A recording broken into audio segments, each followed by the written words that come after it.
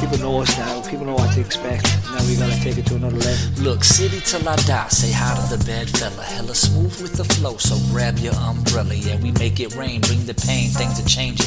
Power rankings, take a spanking, got them rearranging. They said Denise are all stars till we deboed all y'all. Ball of fist and brawl y'all, yeah, we pissed off all y'all. And we thin, but still winning. Whatever they give me, that it lasts for a while. Am I gonna have to walk you up the stairs?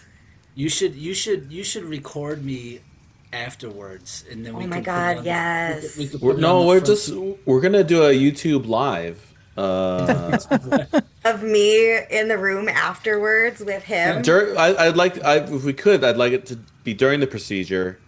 Just explain to the doctors this is a very serious podcast. This is for scientific purposes, community awareness. And we need to film Red getting his colonoscopy done. I mean, I think I have something on my license that says I allow it for the purpose of science. You donate your colon in the case of like a car accident or something. I mean, is that possible to donate a colon? Only one way to find out. Could you imagine if when you got your license, instead of just being like a donor, you could like check specifically what you wanted if you passed away, and it'd be like, you can have my balls. I don't think they do that. That might be off limits. Yeah, I don't know. I don't know how useful they are after you pass to the next world. Welcome to the 451 podcast, everybody. This is a soccer podcast. It's a soccer podcast, and in that spirit of talking about soccer, the first topic for this evening. I don't know if anyone's aware. The Winter Olympics are going on right now in Italy. It's very cold. It's very snowy, and so we wanted to imagine if there was a Detroit City player, could be men's or women's, doesn't really matter, but a Detroit City player that you think could compete in the Winter Olympics. And then we're gonna see if we can get their event. If you want to go how they would finish, how they would place, that's all up for grabs. It's really an exercise in creativity and joy, I would say. So. Yeah. Dennis won't be with us tonight, sadly, but we do have some mail-in suggestions from Dennis, so I'll read those at some point too. But if anyone's got one hot off the griddle, I know Adam likes that kind of figurative language from certain sportscasters in the area. Feel free to jump in the mixing bowl. Yeah.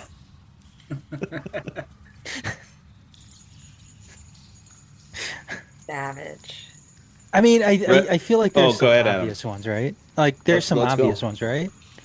That I can't quite pinpoint myself. Like, I'm assuming there'd be a team that we put together for curling. Because what are they, like 3-person curling teams? I think that's what it is. I think is it 3 or is it 4? I think it's 4. Is it 4?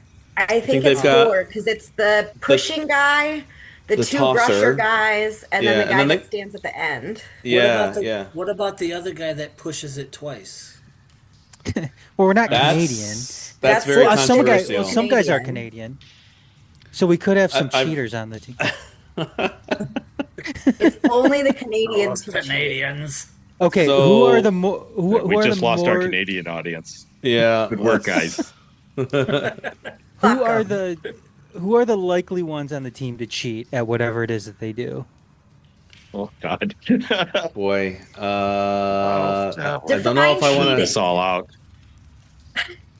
Hey, welcome to the show, Alan. Yeah. How's everyone doing this fine evening? Fabulous. We're lovely. We're not trying. We're trying to pinpoint where certain DCFC players would fit into the Winter Olympics. Oh wait, they still do the Winter Olympics? They do. Oh man. Oh wow. There was some intense short track speed skating the other night, and I was riveted. All right, that shit's fun. I don't understand it, but it's cool. Okay, so there's a jump off point right there. Who's the fastest guy on the team? I put my money on Darren. He's fast. Darren seems like he'd be a good short track speed skater. He would be a good short track skater, I think. Yeah. This is not to fall into stereotypes, but I feel like the Japanese are really good at short track speed skating. True. Okay, so you can put Haruki. No, I would maybe put Haruki in there. Maybe. He's very fast.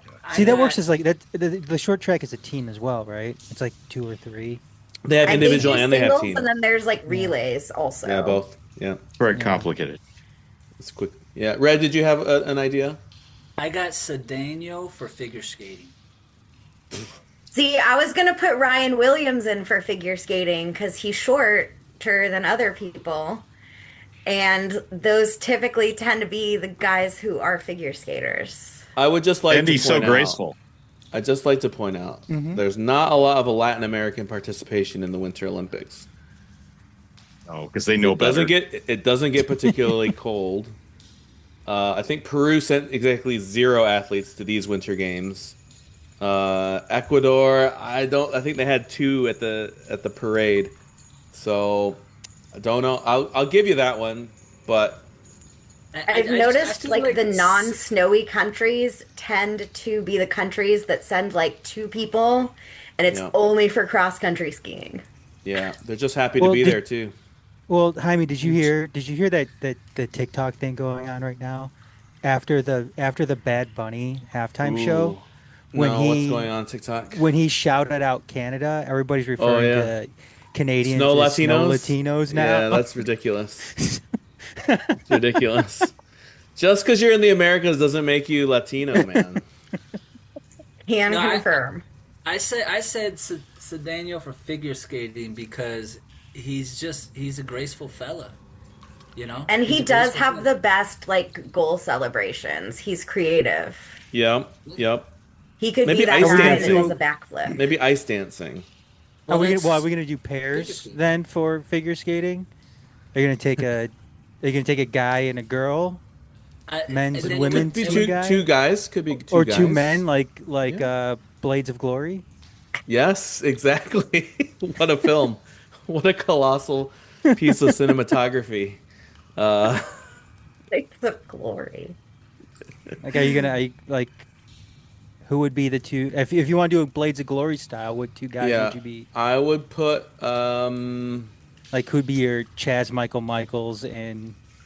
I feel like Reese Williams would be in there, and I would say also Ben Morris. Them 2 would make a lovely pair of figure skaters. I could go with that. You know what else I was thinking about? Because apparently they've been doing this sport forever, but I just learned about it this year because I don't pay much attention to the Winter Olympics. I would like to see Connor Rutz do that fucking sport where you ski and then you shoot things. Ooh, the biathlon. Yeah, I feel like as a Michigan boy, he's probably one of the better shooters on the team. Probably been cross country skiing too. Those guys tend to be tall. He's with like a good stride, but I would like to watch him like ski around with a rifle on his back and shoot things. I bet he could compete. Yeah. I bet. Yeah, that's a good one. That's a good one. That's a great shout. He's probably the most likely to be a hunter out of the bunch. Definitely. Up in Commerce Township, a few hunters up there. I'll just say, let me give Dennis his read off Dennis's. So Dennis suggested Haruki and Jessiel Cedeno in the 2-man luge. Now I'm not sure if anyone's seen the 2-man. I don't know really how anyone gets into luge in the first place. Like, you just wake up one morning, you think, I'm just gonna like go on some small sled on this mad icy track. I think you would have to really determine that your life is not worth living anymore. Correct. Yeah, you want to end it in the most public, senseless way. Those become luge. Yeah. Well, before you finish off reading the rest of Dennis's, okay. Well, who do you think is like? Who's the craziest one on the team? Because you have the luge, but then you have the skeleton, which I think is either right. That's even more. That's where face people don't forward get enough of a thrill. Luge, Yeah, right? that's face forward. So who's the craziest motherfucker on the team then? Men or question. women? I don't know about craziest, but I'm gonna throw out Kayla Addison as the ballsiest. That's a good shout, and say actually. that she would go for that shit. For the skeleton? Yeah. That woman has no fear. That's true. If it's not Kayla, it would have to be one of the women on the indoor women's side. The way that they play in there. Yeah, like Fatima, I think could go in there. Yes. I don't think any of the men would rock with that one. Face first. What about some of the alumni? What did Jimmy Filerman be a skeleton? That does sound like his drink of choice, as it were. Jimmy would literally do anything. Yeah. He would be that dog running after everybody, just so excited to be there. It's been my favorite part of the Winter Olympics so far. By country mile. Okay, so go ahead. Yeah. Dennis's second nomination was Devin, Reese, Darren, and Ben in curling. So it's a 4-man team. Okay. And then this last one, I going back and forth if I want to mention this one or not. I don't want to stir up controversy, but he did say Michael Bryant, as a snowboarder who was thinking he would do really well, but then wipe out. So, Dennis. That was Dennis. Just for anyone, he's got a mean streak. So anyone who's keep that in mind. The guy whose phone number is 248-537-7746. I think Michael Bryant would be much more suited for the Summer Olympics than the Winter Olympics.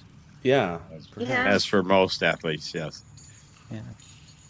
I was actually surprised how I thought there was more sports in the Winter Olympics. When I actually looked it up, when that was an agenda item, I was like, "Oh, there's actually not as many." They keep adding to like events that they already have. Like now in the luge, they have the 2-man luge now, and in the bobsled, they have like the 5 two-man and 4-man, and then the 1. Yeah, and then they have the 1-man now too. There's a single-man bobsled. There's a single-man bobsled now. Oh my word! So they just keep like the heaviest guy on the team if you're just doing it by yourself. That seems like it would be really hard. Just give them an inner tube or something, and they run the course. It actually looks really, really cool. Like one of those tube slides at the water park. All right, that's what they need. They need. Is the bobsled the same size for the 1-man, or is it smaller? I don't think so. I think it has to be smaller. Yeah, it has to be smaller, right? You know what they should add though? Able to control it. They should just add fling into space. Exactly. They should add sledding, just regular like downhill sledding. Like you get to choose your like whatever like sled you want. Like you get like a cheap like $5 plastic sled from like Meyer or something. Or you can do like the blow. Yeah, give them a cap on the price. Or you could do like the blow up kinds that that would like. Yeah. That's what they should do. I would be so good at that. Just push me down a hill. What is has anyone ever played broomball? Is that just curling? No, it's kind of like it's a little bit like hockey, except for you don't have skates. You're just like on shoes on the ice, and you've got a ball, and everyone's got a broom or some kind of stick, and so it's basically like hockey, but you've got no way to like keep your balance on the ice. It's just a game you just made up right now. Today, no, it's like it's a sport. It's a real thing. It's a real like kids play. But the only reason that I know it's a sport is because 2 people were talking about it on Love Is Blind. There you go. And that's some sport they play in Peru or something. There's definitely no broomball being played in. Peru, that's for sure. Definitely sounds like a Jaime wine drunk creation. Well, listen here. We're not that far in yet. Well, there's some left. I There's a know little you've been bit. recording for like 4 hours already, Yeah, and we need to get down to just came business. in. That's what. Now that I've been brought this to my attention. All right, Detroit City. We're going to talk about the men's preseason. We're just a few weeks away, 24 days from the first match coming right up. The who do we play first? Brooklyn, yeah. Yeah. At Keyworth. Yeah. Obviously, these days we don't get really any information about preseason. It's all closed doors. It's all very top secret. What I would like is if you want to give like doesn't have to be a hot take, but maybe like your point of view, POV, as the kids say, on the state of the men's first team squad. Like, do you feel good about it? Do you feel like would you like to see a certain position strengthened? Do you feel like we've got like the right balance of like hair styles? The knees that work. Questionable at best. So yeah, let's have everyone's best take on the current state of the men's squad, and we'll start with the lovely Jam with a brand new hair, color and style, and yes, looks New-ish. You know, I needed to get it done before the polar plunge because I knew people were going to take pictures of me and I didn't want to have shitty hair. Right. I'm vain. I don't fucking care. We all know this. My thoughts on the state of the men's team right now. It's okay, I guess. Like, we've had some signings. We've had some guys stick around. I mean, I'm okay with the guy. Like, I'm good with the guys that we chose to keep. I feel pretty good about that. Yes. With these new guys, I'm gonna be real. There's not anybody that's jumped out or that I'm particularly excited about. From Fair. the little bit of research and reading juice notes and other people's commentary on who these guys actually are from people who know more about soccer players not on my team than I do. There's not anybody that really seems to stand out as amazing. Fingers crossed these guys have body parts that aren't going to fall apart mid-season on us. That's always my hesitation, especially when you look at some of these guys who have been around a while and have played for a bunch of different teams, these journeyman type of players where you can look and be like, oh shit, they've played in 10 different places in the last 7 years. Like, why? Right. There's a reason they haven't stuck, probably. So yeah, I mean, not anything either that I'm like, oh no, why the fuck did we sign that guy? But not anything I'm really like chomping at the bit, stoked on either. Fair. We'll see what happens. Fair. Alan. Okay. Well, typically with preseason, those games kind of fall into one of two categories, or maybe both categories. You play a team that's better than you are, try to kind of reach for some quality that way, or you play teams that are worse than you and beat the hell out of them. I don't think we've done either of those. So preseason has always been a mystery to me with the last few seasons. We play some college teams and we never really do well. We play some teams like Indy 11, and those are usually interesting, but you know, We like playing draw them. yeah, two different squads, so you can't really draw any conclusions. So uh, it's a complete mystery to me, and not as dramatic as I think it used to be. And that is true in a lot of places. Uh, because certainly in the Premier League and other top leagues around the world, it's a money making venture. It's not even Sure. They go hardly. on world tours and I mean the coaching staff always complains bitterly that players are sent around the world to smile for pictures, and it's kind of become less of a preseason thing and more of a like we need to make some money here. So, I guess that it's meeting their needs, but I I don't have a lot to say about it. I like it's not really an opportunity for the fans to see the squad at all because yeah. like you said, most of them are closed door. And I think part of that's so you don't want to tip off any like tactical developments that you're trying out, things like that. So All the ho- spies. hopefully, because I have no idea. We don't go to those. So uh I'm gonna pretend that there's tactical choices being tried out. But I have no idea.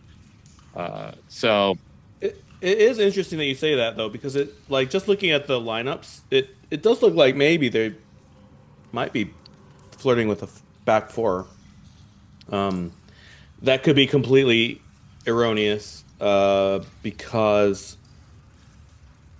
I feel like last year it looked kind of like that, but they were really like throwing Dom Gasso back, and it was really a three at the back. So it's hard to say without laying eyes on it. But based on Coach Dickio's comments tonight at the owners' meeting, ooh, I think the idea of a consistent back four is probably not going to happen. Our bastard. our peer podcaster Bad Cat did ask that question, and Danny was like, well, Wait, what was his question? was whether we were going to play a back four with Oh, the current people we have. ooh, So and Danny was like, no, I much rather have people push forward. So yeah, okay, so that means who knows? yeah, he could be lying. He's not gonna tip his hand at a public meeting.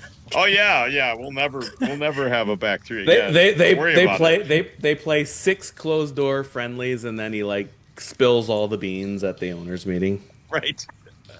Yeah. So that was probably a reach trying to get some inside dope that way in front of 40 people. So Oh man, Adam, how do you feel about the squad, man? I mean, Now that little laugh right there, I just would like to point out that little laugh right there is a very positive laugh. it's a positive laugh. An optimistic laugh, if you will. Not continue. I mean, the friendlies have been very typical of Detroit City FC. Because I don't think they've won a preseason friendly yet this season. One loss and 2 draws, I think. 3? Is it 1 loss and 2 draws? Yeah, I think so. And then they've got that other one against Toronto FC 2 this coming Saturday, which I guess is now at 4 o'clock instead of 9. But I don't know. I'm not too optimistic based on everything that's been done so far. I think Alex DeLue is might be the most intriguing signing this offseason so far. Who in theory is maybe a backup, right? Who in theory is a backup, but I could certainly see getting starting minutes on this team. Sure. I don't know how they're not going to do a back four, especially with like no standout center back on the team right now, with Steven retired and gone. Are you saying that Callum Montgomery is not a class? I'm sorry, I'm not. Signing, I'm sorry, I'm signing not, from the Canadian Premier League, Adam.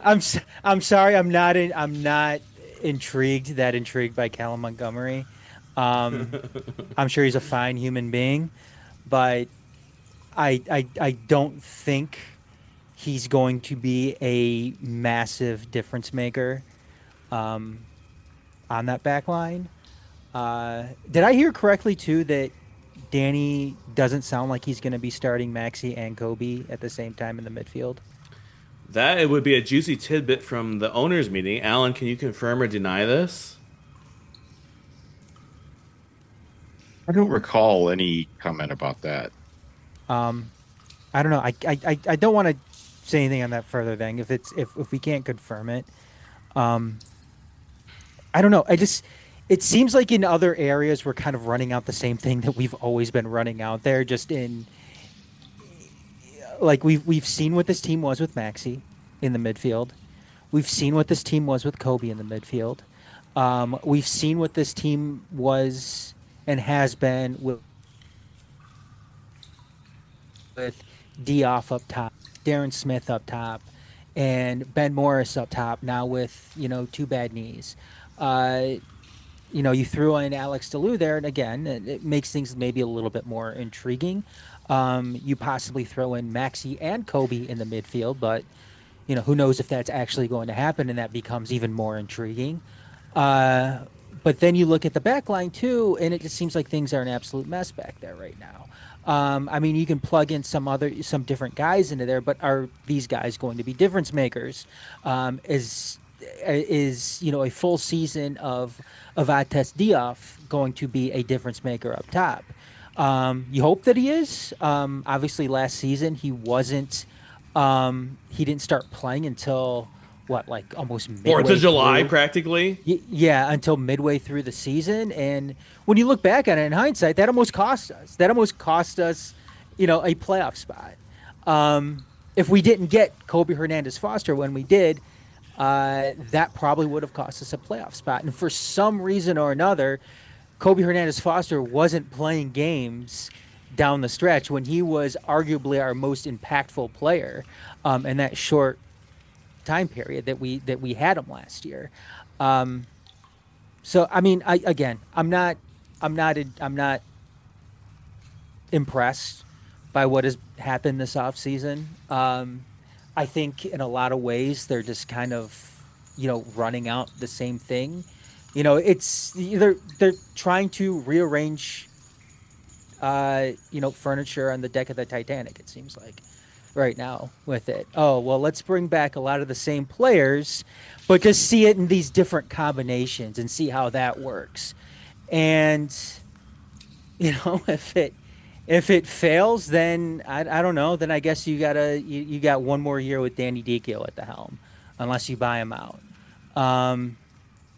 So who knows? I know we're going to be getting into other stuff later on in the show, but like I said, I'm not impressed by what has happened this offseason with this team, and I hope that I'm wrong, but I think it's going to be a long season, and I think it's going to be a season of a lot of disappointment.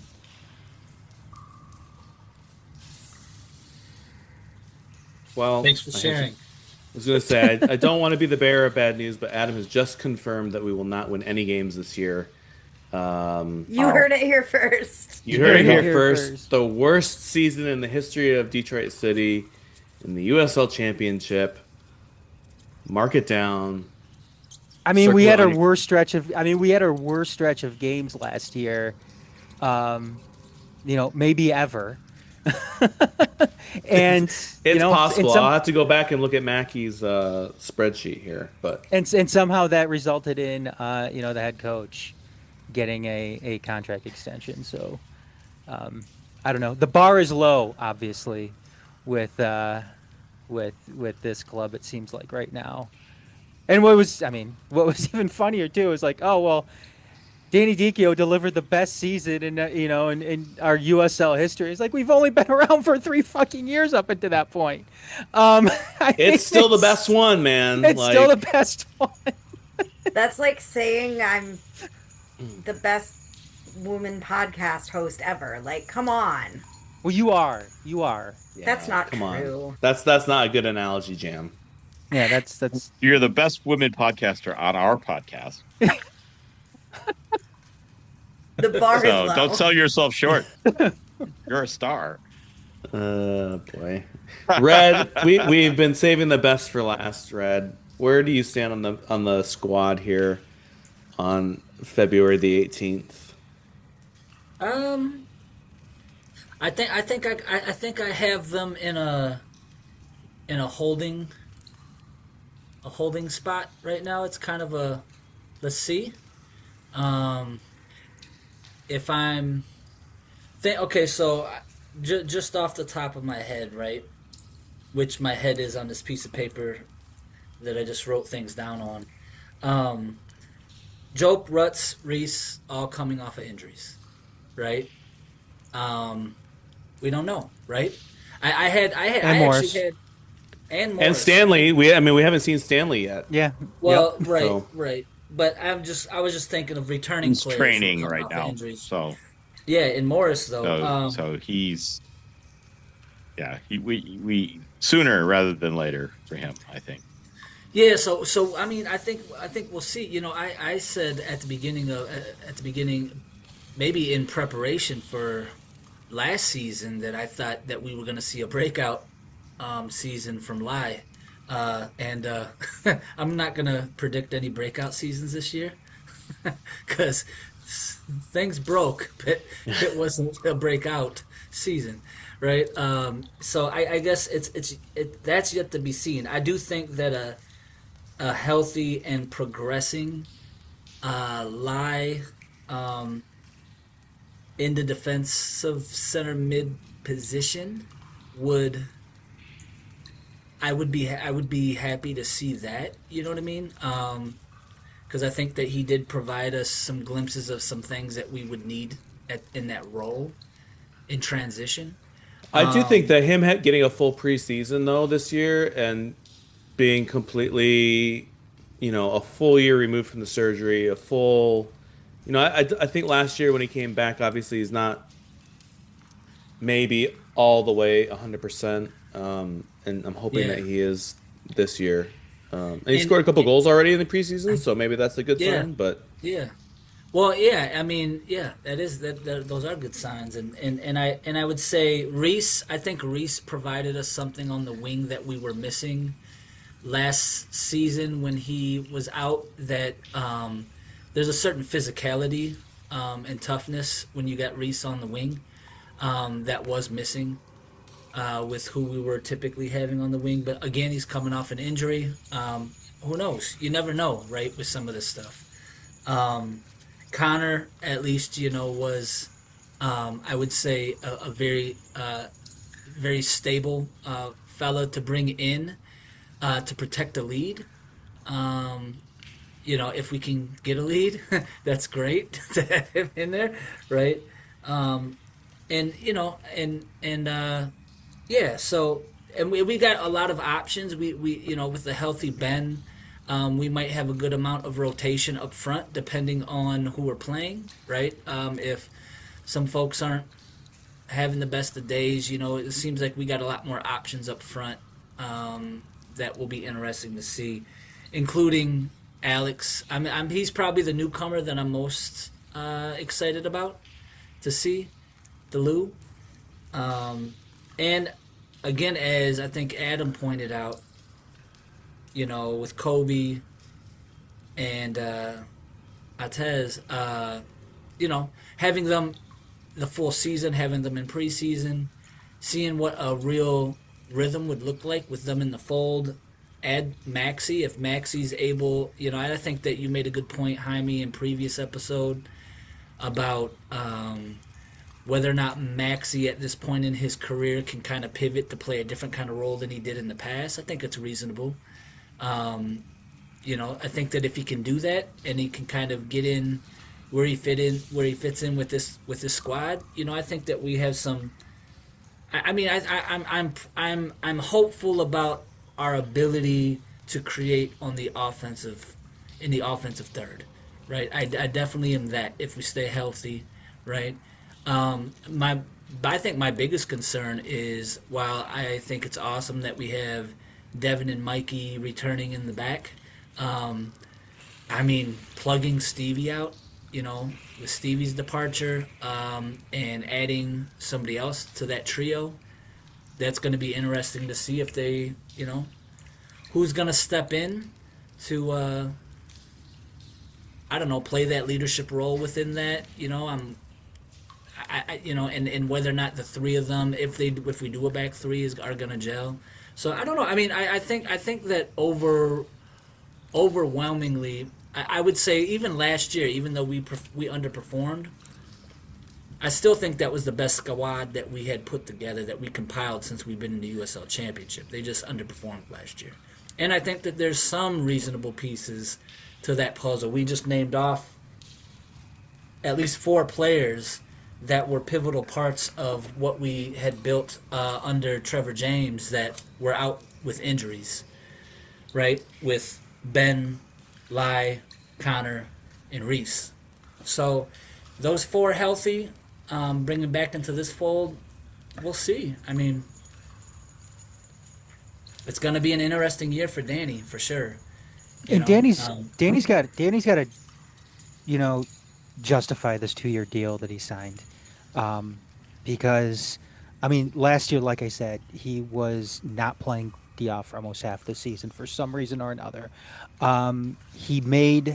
It didn't seem like he didn't make any meaningful adjustments for Darren Smith, who was completely neutralized after the first, 4 months of the season. Darren Smith became an absolute ghost, for a good portion of the end of the year. I blame that on Darren Smith's pullout game. Come on, bro. You cannot have a baby You cannot have a baby mid-season and expect to be firing on all cylinders. Look what happened to Antoine Hopino too. Not good. That first good season. Come on. And we've got another one coming. So, but that's. Word. I think. Oh, go ahead. I'm sorry. No, I'm just saying. Danny needs to show that he can make these meaningful adjustments to the squad. When tape gets out on guys, when tape gets out on a guy like Darren Smith, who was completely ineffective. He was a completely different player. Allen was calling for him to leave the team at one point. Wow. Was that real? Allen, did you do that? I know. I don't that remember. Was terrible. Yeah. I got a letter of reprimand for that. Yeah.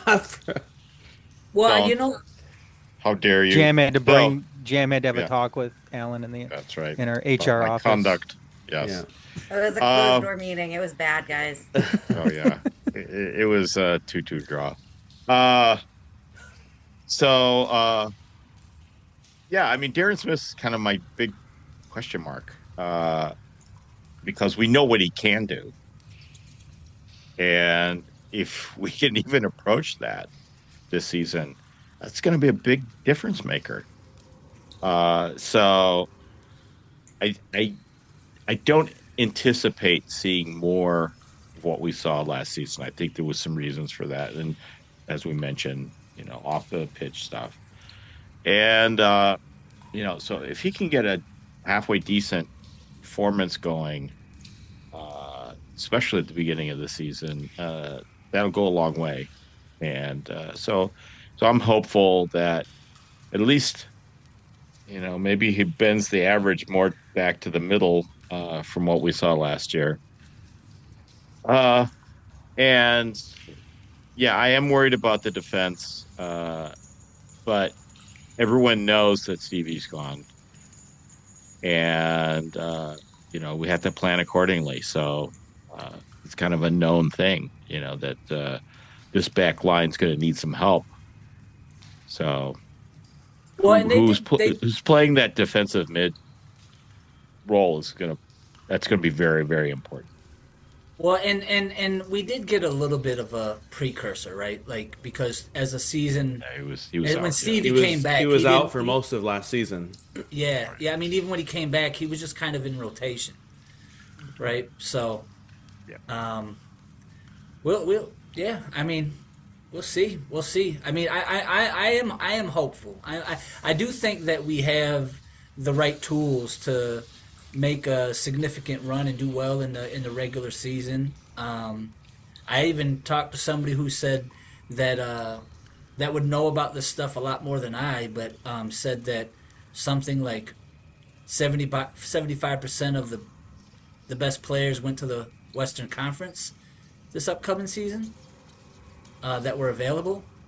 That they predicted that we should at least be able to get a third place slot in the Eastern Conference. That's somebody who would be in the know. We'll be fact checking this, obviously, Yes. and reporting back on the next episode. Was that person Walter? That person was a 1998 All-State soccer player. It was Garrett. Okay. No, it was Okay. Garrett. Okay. Just thought I'd check the sources. Okay. If you're on the YouTube, I hope you saw that little background that Red just flashed. All right, this is the big question. Now we come to preseason. We love the trialists. We love the trial. Now in the past, we didn't even know who the trialists were. It was just like trialist 1, trialist 2, trialist 17. We've evolved. Giving them names now. We've realized that this is not nuclear secrets that we're keeping. They're just kids playing soccer. I don't know what we have 4 or 5, I think, in the preseason squad.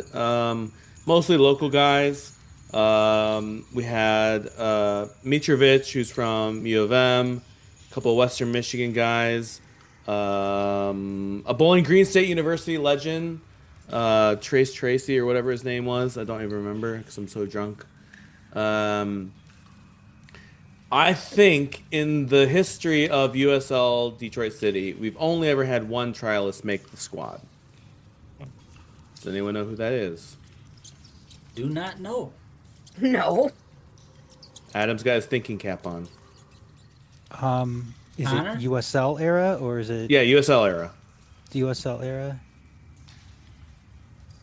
Oh man, I feel like I should know.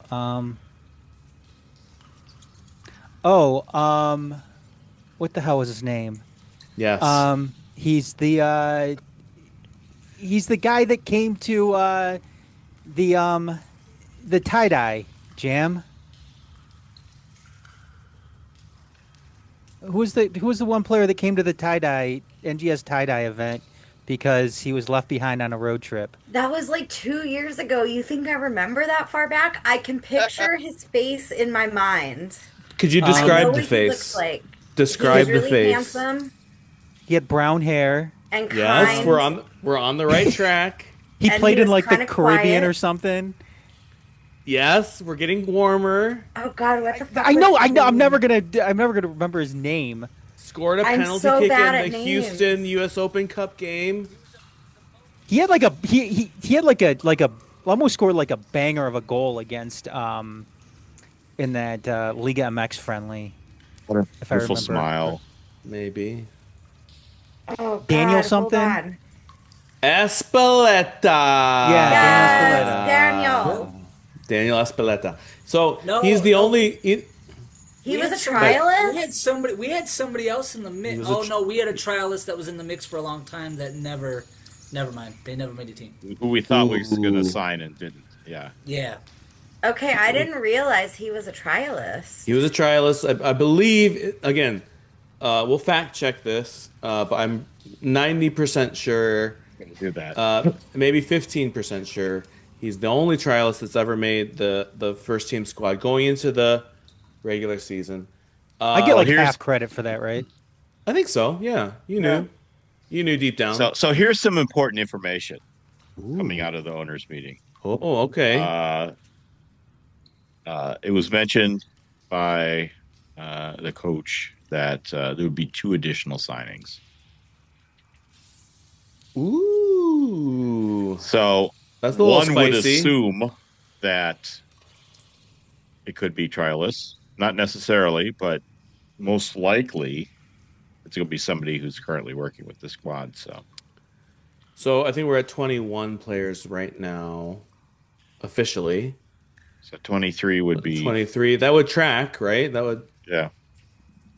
All right. Makes sense. So, okay. So we're just gonna go rapid fire. Jam, is one of these 2 signings a trialist? Yes or no? Yes. And you will be forced to give an account of your answer, whether it was right or wrong, at a date in the future, to be announced at a future date. Deal. Jam is down for yes. Adam, is one of them a trialist? Yeah. So there's 2, but you're asking if one of them's a trialist. Yes, correct. Yeah, because I don't think they have the track on anybody else around the league. Ooh. Red. Yes, and I think it's going to be Mitrovic. Ooh. Because the photo I saw of him looked like he walks around beating up grandmoms. He's quite tall, I have to say. Definitely need someone like that on our squad. Yeah. An Eastern European grandmother beater.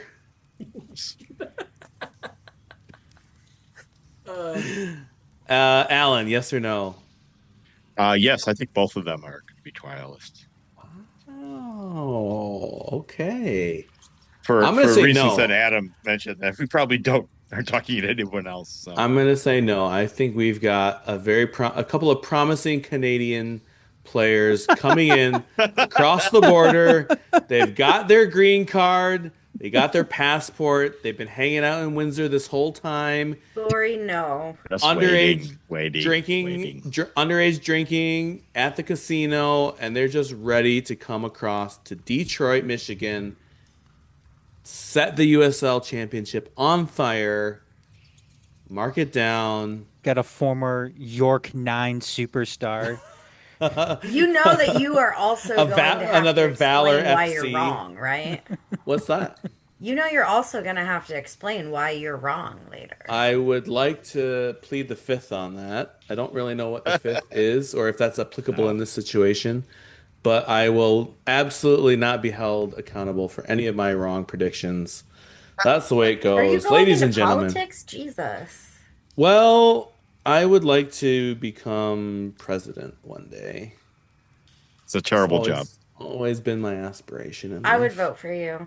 Thank you. Yeah. Got 2 votes. President Ventura. Almost there.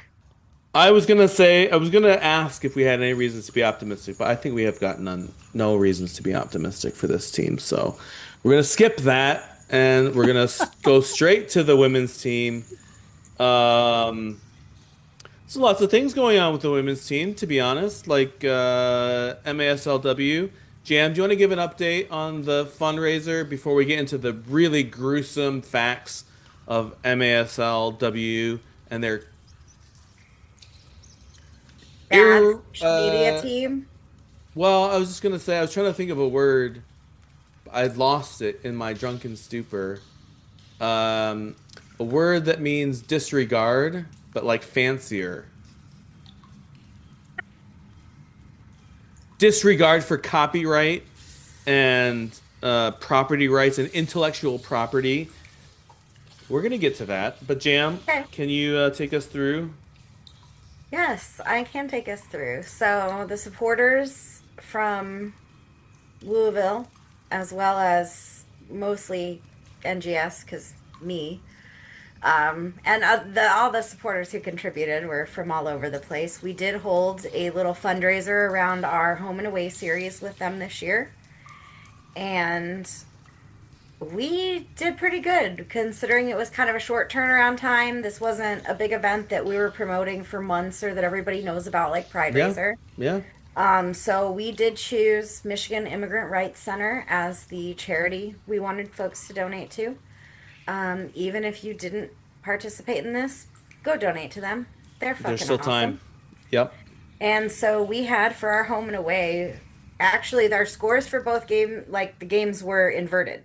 Identical. Identical scores, 7-9. Both games, we won one, we lost one. But we had a total of 16 goals scored. And we had a couple last minute adjustments to pledges, but roughly we raised a total of about $3,900 for Michigan Immigrant Rights Center, which is pretty fucking Love it. awesome. Absolutely. They are great. Did you hear the additional news too? Uh-oh. Alan had to sell his house because he didn't anticipate them scoring that many goals. Honestly, like I was worried. Like that's such a hard one to do, like a per goal donation for. Oh yeah. It's like, Oh man, on an indoor, you are we could really score at the 10 mercy. goals between two matches, or we could score like 40 goals between. You two could see the Correct. boxes behind Alan right now. Of the... I'm living in them right now. So 16, I think, was like a decent number. You I have to think sell a kidney online. it's okay. Alan has to live at the Holodome right now. Yeah, to cover his debts. He's playing miniature golf. Selling kidneys on eBay. Yeah. So yeah, like shout out to everybody who participated. If you have not gone to the website for Michigan Immigrant Rights Center and made your donation yet, please fucking do that. Do it. Because this is a pledge model and not an actual direct donate at the time we take your credit card info thing. It's up to you to not be a piece of shit and actually fulfill your pledge. So please go do that, because to be completely honest, I have no way to track if you made it. So don't be a piece of shit. Make your donations. This is a cool idea, though, especially, Yeah, given, I thought it was a cool idea. And like props to the few supporters down in Louisville who they were the ones who brought it to us. For once, it was kind of nice to have like a charity thing that we weren't the ones who actually like started and came up with. Yeah. Right. Like that is cool. And, it's a smaller team. It's women's indoor. They don't have a fan base down there like we do. Yeah. So like also props to them for how much they raised. Like I will give them full credit, because that group down there, like they raised just over $1,300 for their charity. I like which is using not a the small Pride Raiser. amount. I like using the Pride Raiser model too. That was Yeah, and I think it's a fun way to get people involved. Rather than just like, oh, I'm gonna make a $10 donation. Like let's play with it a little bit. So hopefully, I have talked to my guy down in Louisville. Should we both be in this league and play against each other next year in this, we plan on kind of doing the same thing. Awesome. Cool. It was Love a it. success.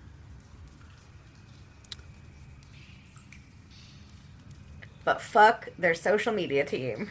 Right. I was just trying to think of a clever transition to that. I'm not clever, but I have transitioned. No, just sometimes you just gotta get stuck in. So earlier, I was like, I was on the MSL website, just poking around. I was like, the lead story, or the lead little graphic thing on the website is Detroit City and Louisville raise money for charity, more than just a game. I was like, that's amazing. They gave us a little shout out. Yeah, I was stoked that they put out an article on it at first. Only to find out that the photo they used is robbed off of a close friend of the show, JR. I don't even know all the details. I don't know where... Jam, you said something along the lines of JR posted this photo, right? My understanding of what happened, based on my sources, aka JR, the photographer, is he was at that match in Detroit. Yep. He takes pictures. Everybody knows him. JR is awesome. Yep. And he had posted some of his match photos on his own Instagram, as he tends to do, and had tagged the club down in Louisville as like a collaborator on his Instagram post. And if you have ever had anybody tag you on something like that, you get a notification in your Instagram inbox that says, so and so would like to collaborate with you on this post. You have the option to approve or deny it, and then it shows up that you basically made this post together. So JR was being cool, wanted to tag the other club in photos that he took with their players in it, and they did not respond one way or another to his tag request. However, interestingly enough, a few days later, photos he took have showed up on articles from them with no photo credit. And that's not fucking cool. You are more than welcome to use people's photography in your publications. Well, and JR is the type of dude that would be like, yeah, of course, use it. Yeah. Like, he's not paid. He's fully volunteer. He does this on his own time because he loves to do it. Right.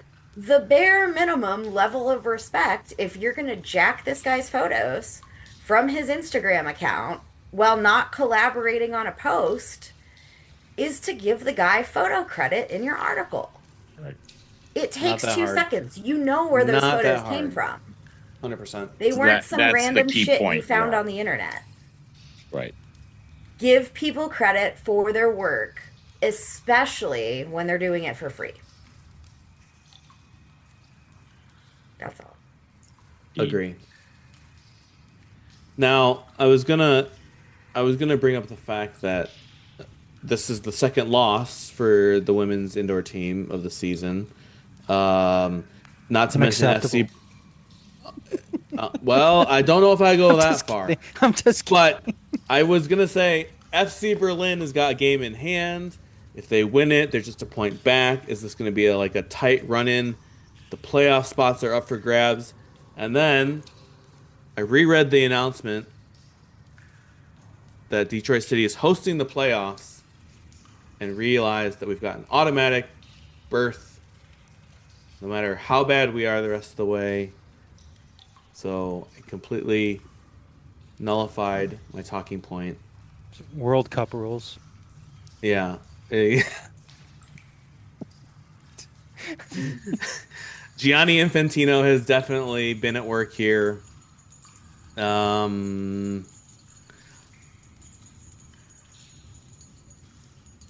do we feel about the indoor? Like, it's hard for me to, like, we've seen so few games in person. Now we're getting to a stretch where we're going to have quite a few home games in a row. But I struggle to know, like, how good we are. I don't know if anyone's got a real firm grasp on this. Does anyone have, like, a hot take on the women's indoor team?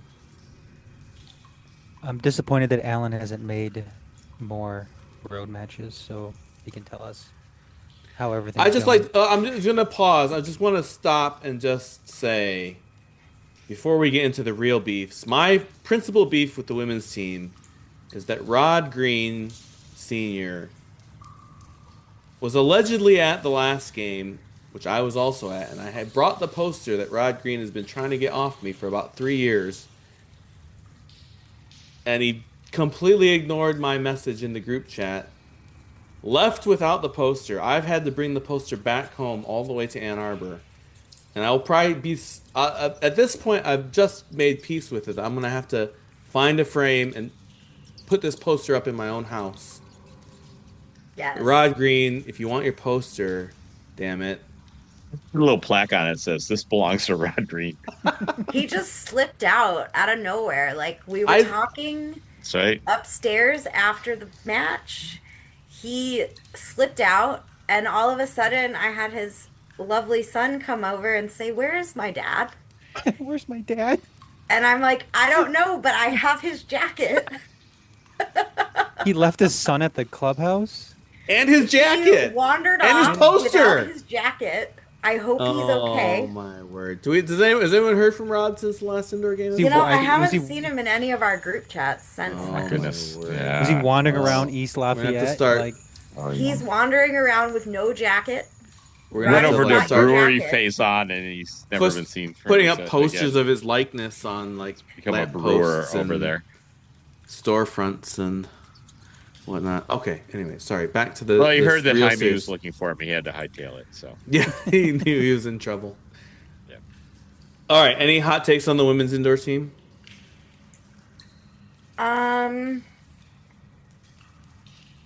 No hot takes. Like I still feel pretty good. Like I have nothing crazy to say about them.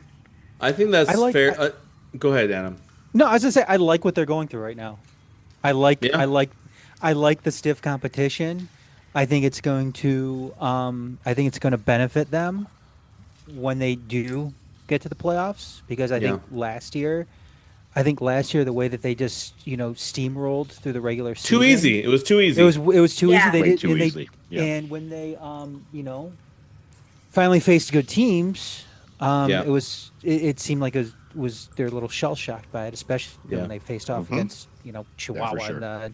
in the final. So I think this is going to suit them very, very well. So I'm glad that it's a more competitive division, and they kind of have to fight for these goals and these wins. And even though I thought they played well against Louisville the other day too, despite the loss. Right. I mean, And we were missing a few. The road games are always a little bit tricky, right? Not everyone travels. Kayla wasn't there, and a few other girls. So even when they played them here at home, the way that they jumped out on them, where they scored, was it like 4-0? Like in the first 4 minutes. yeah, like it in the was first 4 minutes of the game. Yeah. I mean, it was crazy the way that they. I was like, how is this team undefeated? Yeah, and then they had to hold on at the end, but still, it was impressive the way that they came out. Considering too, I mean, Louisville didn't lose a game. That was their first loss of the season. Yeah. When they played Detroit. So, And the fact that we went and still their only loss flipped both times, like it's clearly a pretty even matchup there. Yeah. Yes, for sure. Now, I watched the stream of the game in Louisville, and I thought it was a great game. In terms of the action was just very intense, and both sides were battling really hard.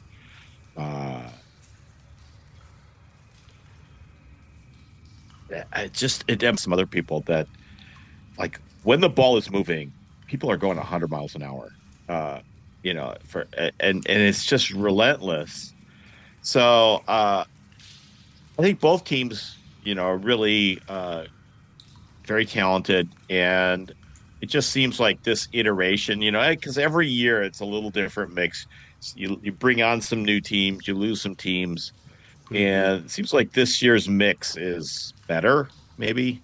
Now Louisville is not in our division; they are in one of the other like Great Lakes divisions. South or something. Yeah, and so we will see them again in the regional playoffs or whatever the hell they do. I have no idea. But it was it was enjoyable watching it. It was like pretty intense, like I mentioned, and that's got to be good, in terms of moving forward. I think if we had all of our starting players, it would have been a little bit more, competitive for us in terms of So, it was good. Another entertaining season from the women in the indoor squad. It's just amazing stuff. So I really enjoy it a lot. It's so much fun. It's really good. It is. Yeah. I mean, if you've been living under a rock for the last 3 years or whatever it has been, like, get out, and you haven't been to a game, get out there, man. It's a blast. It's end-to-end action, and the women are great. Like, a lot of these players obviously are the one, are on the outdoor team as well, but it's just go out and support. It's a totally different game to watch. Totally, yeah. I love it. I think it's fun. If you're of a certain age and you remember the Detroit Rockers, Like that's the same kind of vibe, you know what I mean? And yeah, it's a load of fun. All right, this is gonna be a quick ad lib off of the predetermined agenda, but like at this point, is there anyone who you're hoping that is maybe new to the indoor team that sticks for the outdoor team? And I've got one really that is the name that's sticking in this brain, this drunken brain. But I wonder if anyone else has got anyone that like has kind of caught their eye, caught a little spark of interest. There are some new names that we haven't seen before. Correct. So, yes. Alan, so I think it's certainly potential. I don't have anyone in mind, specifically, but certainly this is a good proving ground, in terms of at least being in the mix for the outdoor squad. There hasn't been a lot of translation, not as much as I would have anticipated. Correct. But at least in terms of, this is the indoor squad is your non-collegiate players, right? And so that's just part of the mix for the outdoor team. And it's primarily built off the college players. Sure, but I think the important thing, the way that and this goes back to the same as how the old NPSL days were on the men's side. The non-collegiate players are really important early in the season and late in the season because the college players are there, basically for June. But there's no guarantees that they're they're in the early part of the season because they might still be at school, and there's certainly no guarantees that they're going to be there late in the season because they have to go back and report for preseason for their college teams. So these non-collegiate players are actually really important. So yeah, it's a component that we didn't have for the men when we were doing the summer league. We were always really in bad trouble at the end of the season during playoffs. Yeah, because most of our starting players would be gone. So at least we have a more balanced squad where we've got people with that indoor experience. They may play some of the season, but in strategic moments. Correct. Adam, anyone you're hoping makes the USLW roster?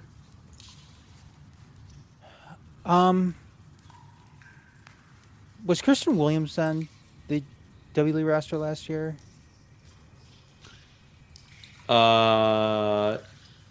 She was, yes. Was she? Yes. But I don't think she played that much. I don't think she played, yeah. Yeah. Because LaPointe kind of ended up being like the main. She kind of won the job, I think.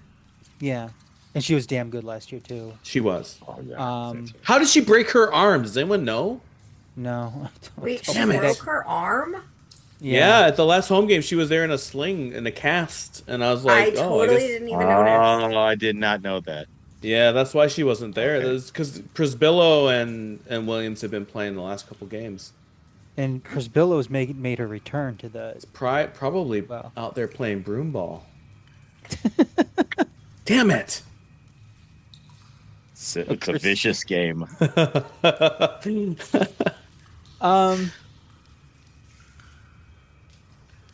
I like Mackenzie Ruber. Yes, let's go. Mackenzie Ruber has looked good out there. Scored some goals. I'm intrigued by her a little bit.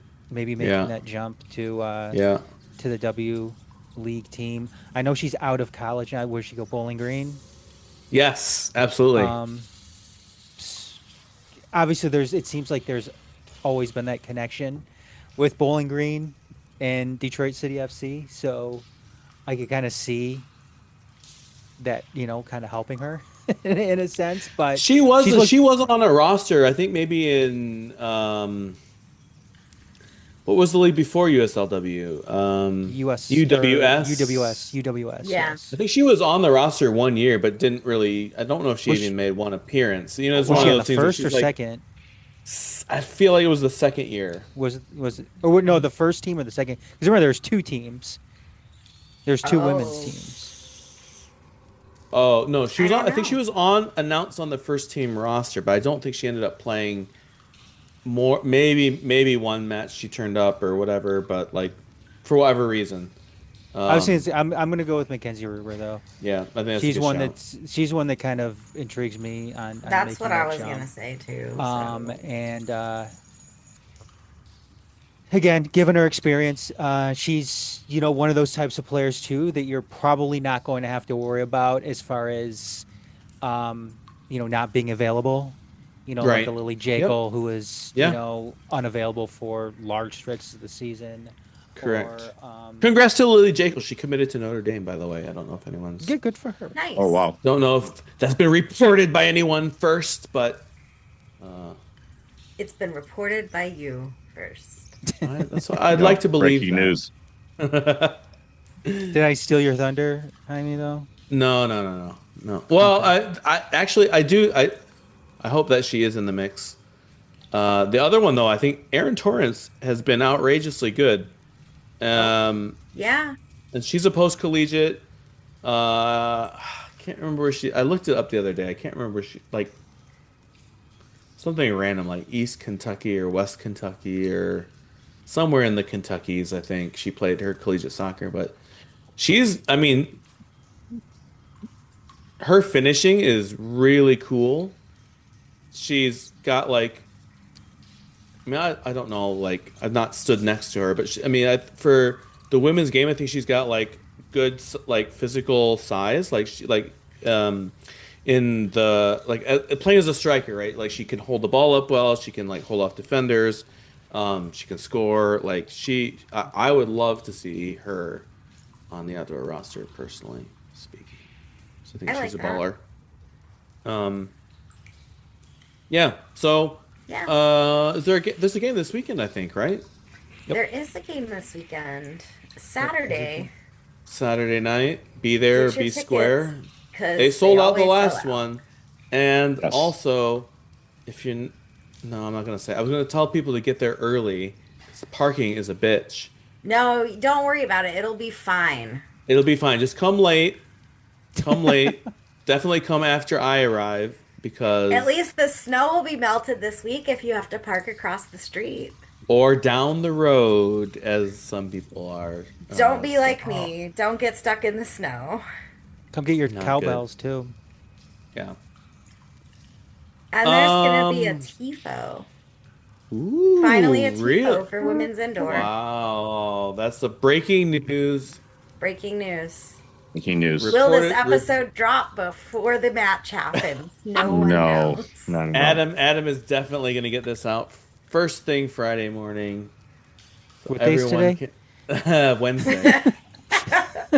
It's Wednesday. Yeah, no. Regardless, whether you hear it after the fact, you'll... I don't know. You just bask in its glory of the TIFO. Yeah. I'm sorry. These chats behind the scenes here are just. I know it's very distracting. Sorry, the language. It's disgusting. Trying to read like a 9-point font and. Mine's really big. We're gonna just pivot real quick. There was an owners meeting tonight. We didn't do the W League schedule. Well, I was going to skip that just for the sake of time efficiency. If Garrett was here, he would want to break down each and every game. That's true. We have some time. We'll do it on the next episode. We're going to record before then anyway. We'll do it on our 202th second. Yeah. 202nd. If you're an eager beaver, you can go to the USLW website and check out the schedule. We're playing most of the same teams. No, actually, don't do that yet. Wait till we record our episodes so you could read the schedule. Definitely don't and look have at anything before you hear it from us first. Then you can have our commentary too along while you're reading it. So exactly, I'd like to redact my previous statement and just confirm that we will not be looking at the USLW website. We will break it down on a future episode. Alan, Was there any juicy gossip out of the owners' meeting tonight? Alan was the only one present, the only one that cares enough to drive all the way down to wherever the meeting was. They don't even know where it was. Clubhouse. Tell us what you know, Sage Alan. Well, we had a range of updates, club updates. Most of the meeting was discussions with the coaching staff, our head coach, and the new assistant coach, who got to introduce himself. No players yet. We're at the meeting, as I was hoping there would be. So we got some stadium updates, and the hospital's coming down. The hospital is well on the way. So most of that tear down will be done like in the next month or two. The site work is going to take longer. And then you're not going to see any steel going up for a while, because there's a lot of ground prep that they have to do. 2028. Like, hopefully. Prepping the ground so it can support that kind of structure. There was a little bit of discussion about the front office, the ongoing saga of the K1s for the owners. Does anybody actually really wait for those? Well, if there are people waiting for them, they're going to wait, because they're not even remotely going to be on time.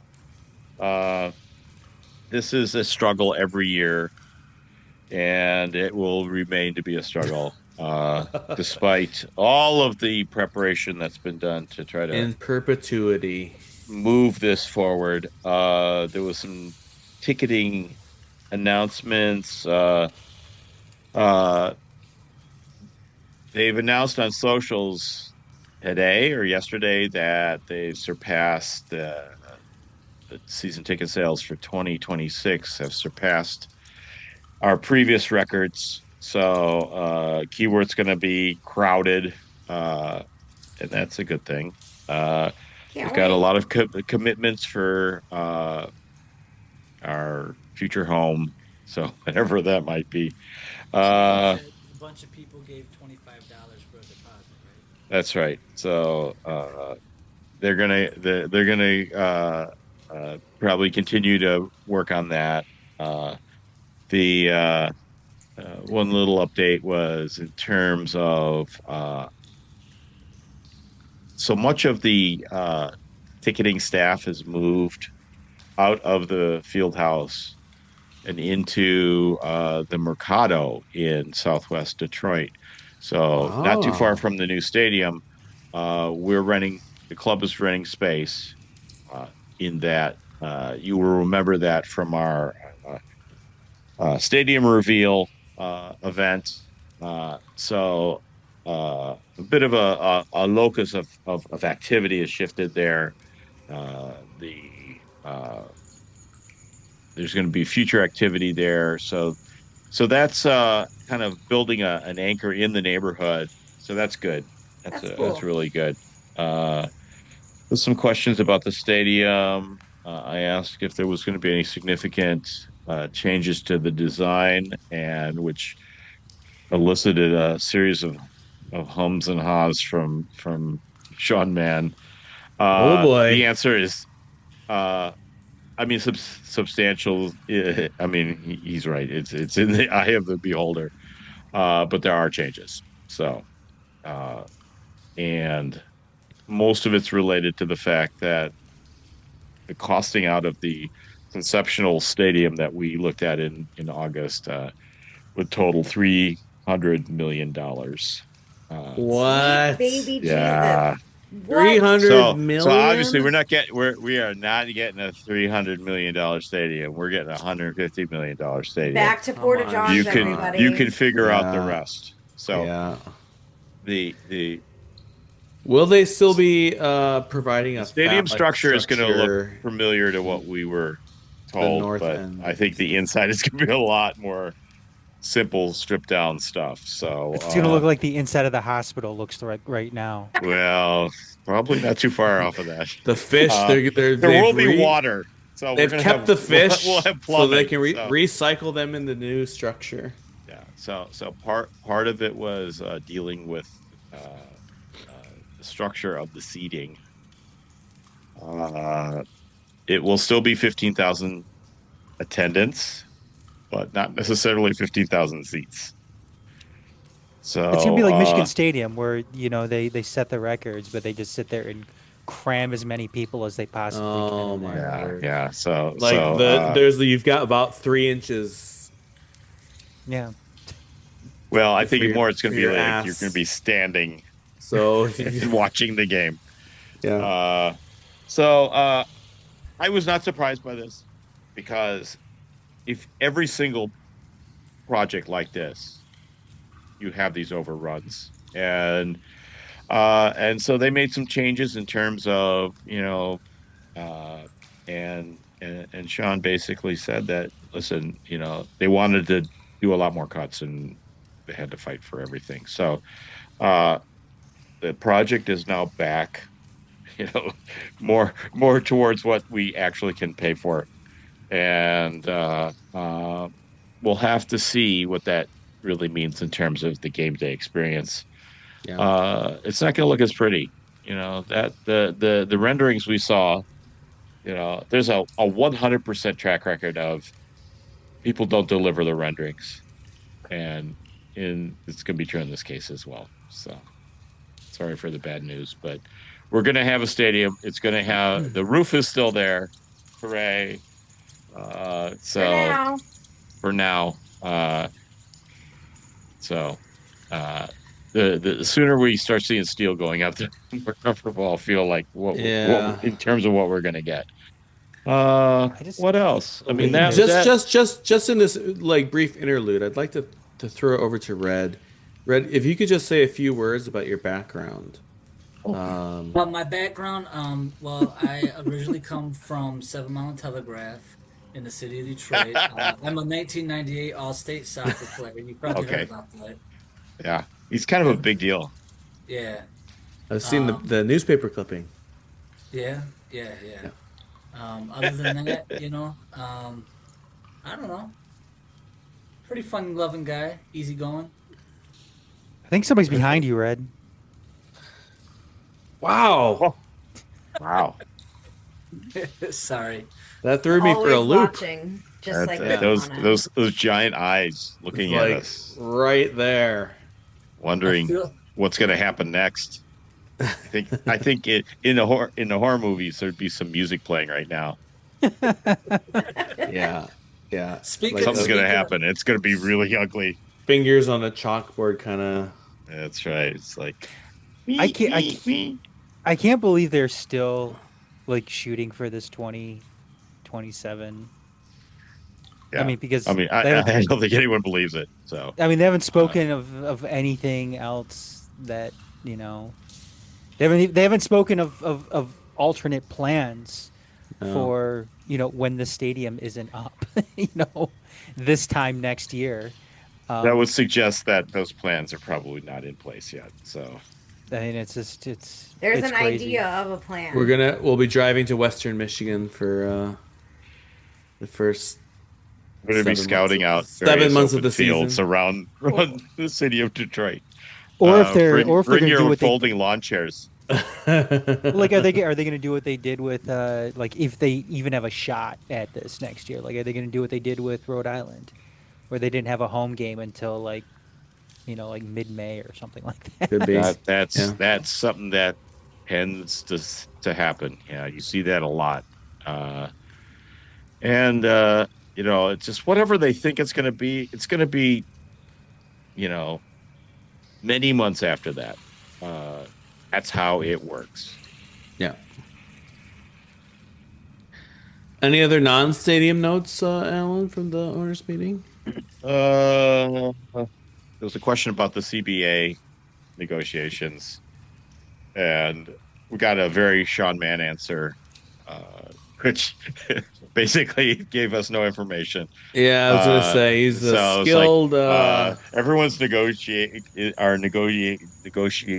negotiating, and we hope to get to agreement very shortly. So it's like, take of that what you will. Correct. Not all of us are confident that we'll see an agreement anytime soon. It was it was also confirmed, at least in the chat, because I was watching. I probably had to duck out shortly before Danny, because I didn't see Danny at all. That the Oakland preseason match was canceled. Correct. Or, I don't know if it was rescheduled or not. Did you all talk about that? I know I flaked out for a while. So. We did not really talk about that, but we were just kind of like, whatever, Oakland. Yeah. I mean, it was. Maybe their bubble popped again. Remember that year? We were supposed to scrimmage them. Oh my God. And their bubble popped. The day of our game. Yes. What a time to be alive. Yes. I think that's Was there an update on the sporting director? Yes, Alan. Was there an update on the sporting director? Having a sporting director is a luxury. Do you really need one? I mean, people opinions differ. I'd love to. Yeah, no, it's like, no, there's not going to be a sporting director. That's the long and short of it. That's very I actually don't think that's the biggest deal in the world. But what I will say is, it does even magnifies this what the outcome of this season even more is now on Danny's shoulders, right? Like, yes. I don't think you absolutely need a sporting director. The coach can do it. That's not that outrageous. But it really is all on him now, right? So if this goes up in flames and this is a complete shit show, then it's 100% on him, and there's no one else to blame. Do you know what I mean? Now, I mean, there is going to be the various components of that role are going to be kind of divvied up among various people on the sporting staff and the rest of the club staff. So it's not like all that function is going to be placed on the head coach. But clearly the head coach is the key figure in all of this. Yeah. And you know what? All the other people are playing roles that are supplementing that. So it's less of a management position and now more of a staff function. And you know what, too? Like, I mean, I tend to agree with you. Like, I don't think it's that big of a deal. I mean, I would rather us have a sporting director just so we could kind of have that, that line of succession, within the front office. But what's funny about this, and just completely typical of Detroit City FC, was the way that this came about. I mean, Alex tonight was talking about, we interviewed all these strong candidates, but none of them really stuck out. And the only thing that I'm thinking of is what serious candidate who was looking at the sporting director job would take this job when they couldn't make one of the most important hires that they're going to make, and that's their head coach. Like, they couldn't do that because the head coach is already handpicked for them. And no matter how the season went, if the season went totally in the shitter, that sporting director was still going to be connected at the hip to Danny Dicchio, and Danny Dicchio's performance was still going to be a reflection, fair or not, to that sporting director. And I don't think there's any serious candidate out there for a sporting director that would want this job, mainly because of that alone, because of that hand-picked head coach that was already in place, who was already coming off a horrible season. But the best season ever. But the best season in USL, yeah. So, I mean, it's just, they could sit there. I think that's a big part of it. I also wonder if there was hesitancy to hire a very expensive additional staff. That's what I was wondering more. Like I feel like you're not going to get somebody on the cheap for a role like that. Right. So I think don't know they how... looked around and said, "Can we do this ourselves?" And the answer was, "Yeah, we can do this ourselves." Yeah. But I do think what you said is a factor in terms of the conditions. What that role would have entailed, bringing in somebody new. They would have not been in charge of what a sporting director normally is in charge of. Well, but I think it also is like a little bit. I don't know what sporting directors do in American soccer, right? Like if you go to European soccer, like it's not like the equivalent of a GM, right? Like so we think of like the Lions GM, Brad Holmes, like he's in charge of like hiring the coach, right? Like in European soccer, like it's not necessarily like that. The sporting director is not hiring the coach per se. He's about organizing the squad, bringing the players, signing the players, blah, blah, blah, right? So maybe it functions a little bit differently here. I don't know.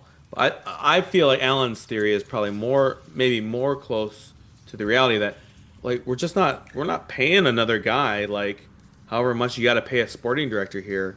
Like, I think it's just we're trying to do it on the cheap, right? We're trying to do a lot of things on the cheap around here, right? And to me, that's probably the biggest factor.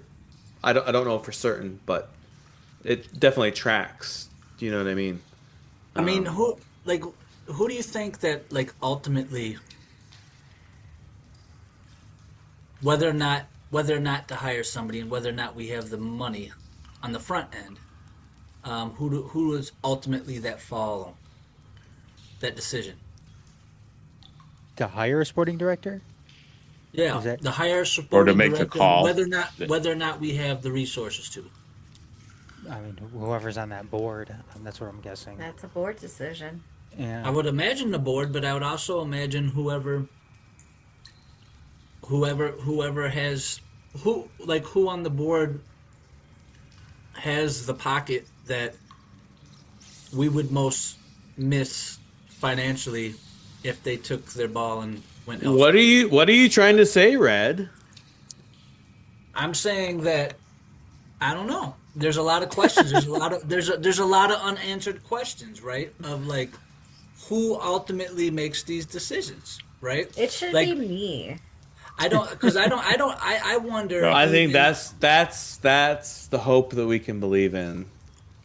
But hire me as chief decision maker. I mean, there has been some hiring at the club for sure. So it's not like they're not spending any money. They are spending a lot of money. It's just in this case, I think that's why I think it's a combination of factors, and maybe they had a particular number in mind, and these highly qualified candidates, which we've heard so much about. Maybe he said, "No, I'm not moving across the country for this." And then the particulars of the job probably didn't convince anyone to. It happened. Do it on the I cheap. literally had to send an email today to Wayne County, who I had applied for a job with, and they're like, they had followed up with me and they had asked me a couple initial questions via email. So I'm like, okay, cool. I'm going to get an interview. And then I got an email that was like, yeah, so I heard from this other person. Are you still interested in the position? And then they dropped the salary on me. Because, of course, it didn't show it in the job posting. But I know what roughly this position should make. And their starting salary was about 10 grand below that number. Come on, and Wayne I had to County. respond and be like, oh, well, now that I know the salary, like, I'm good. Sorry for wasting my time. Yeah, It could be that kind of situation. Wayne County. Wayne County. What worries me, though, is like them, like us kind of falling into a position where we're just like so tremendously bad, and moving into a new stadium, and just not having the it's kind of the fanfare, the hype surrounding the team, going into this new building, and I don't know. I hesitate to believe that this is the right way to do things. With the club right now. So who knows? Who knows? I guess we'll just have to wait and see how things turn out. But yeah, that is the way things are going right now. It is what it is. So yeah, I expect any changes in the near future. I mean, they're gonna sit there and they're gonna rely on.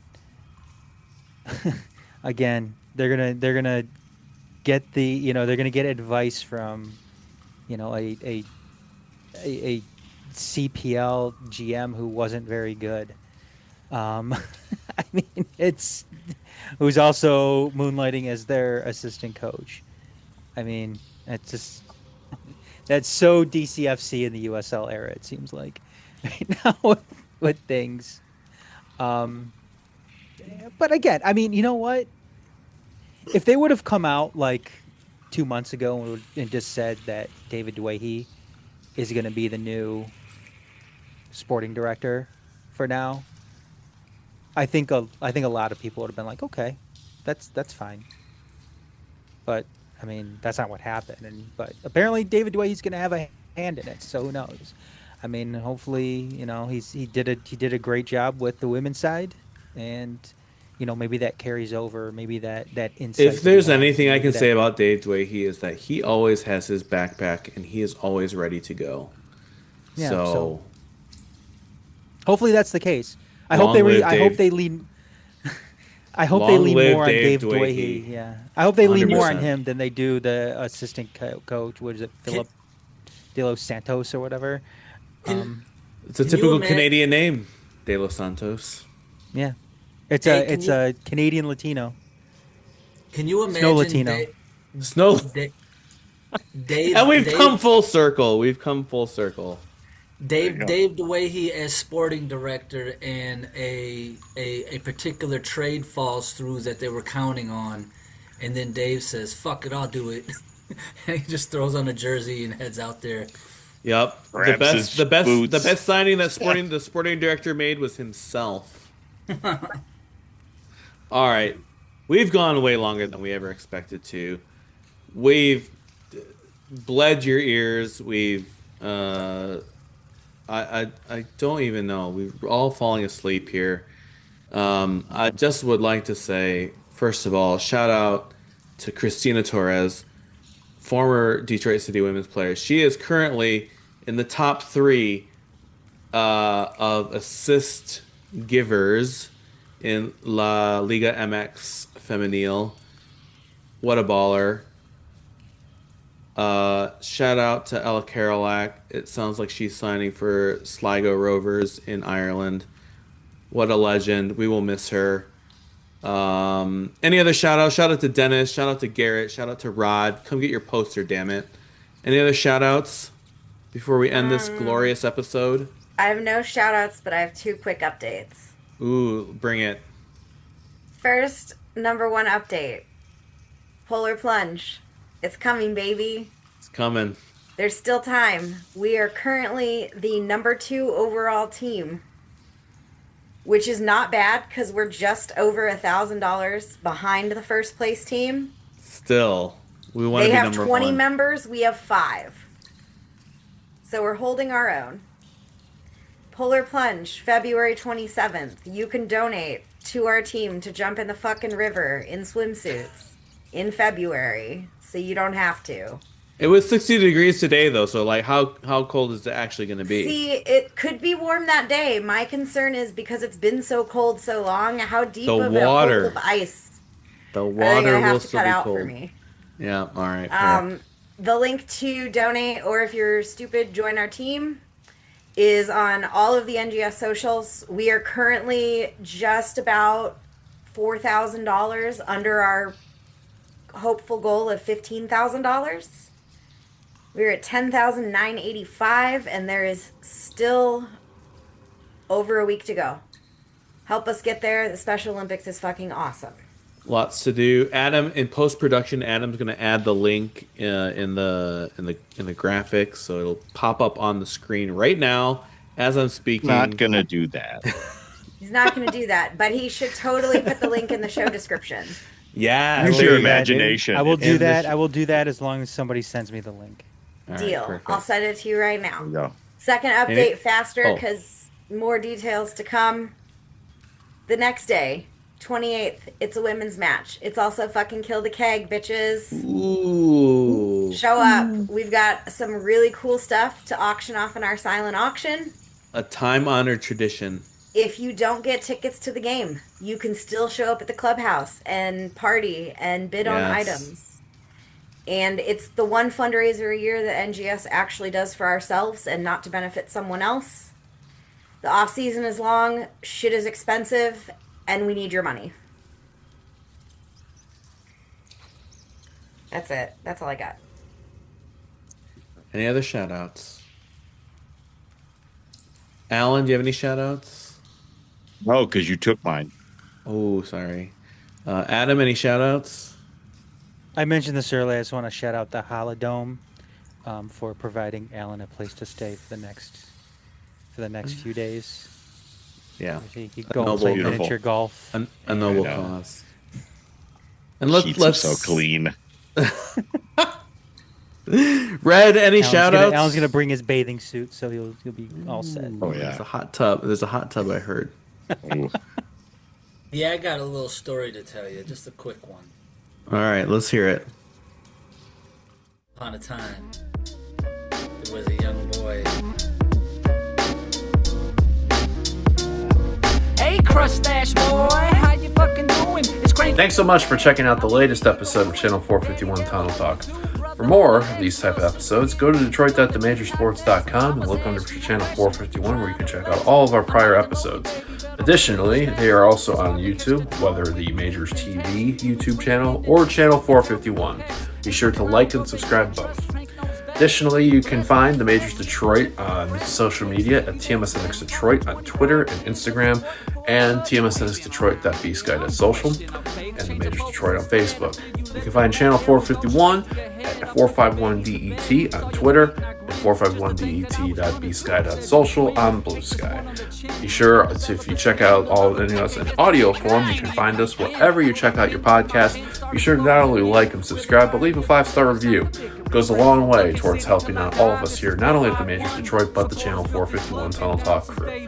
Thanks again for checking us out. Until next time, catch you later. Call. They know our motherfucking name. Many seniors, many players, even multiple leagues. Supporters built a kingdom that provided your needs. We set a high bar and we hope you exceed. The season you just did, time to roll up your sleeves. Grab a protein drink, I got your protein bars. I get silly with the syllables, I make them see stars. And that crest on your chest, don't forget that it's ours. The blessings of this club, man, we work so hard. Put up money for the team when Corona took our steam. Grieving legends as they leave, capture pictures of scenes. Providing you a stage you desired as team. But accountability don't seem to be in your dreams. Look, I hope it was a joke, just a playful little poke. Cause if you in your feelings, happy healing, hope you cope. The faithful pop and smoke, make our enemy choke. Earned our right to speak our mind, let humility soak. If you need a couple haters just to help you excel, it might be that your protein bars aren't working too well. Cranky the bear, bitch, I'll dig up your trash. Watch your mouth with supporters over shaving your stash. Yeah, it's cranky.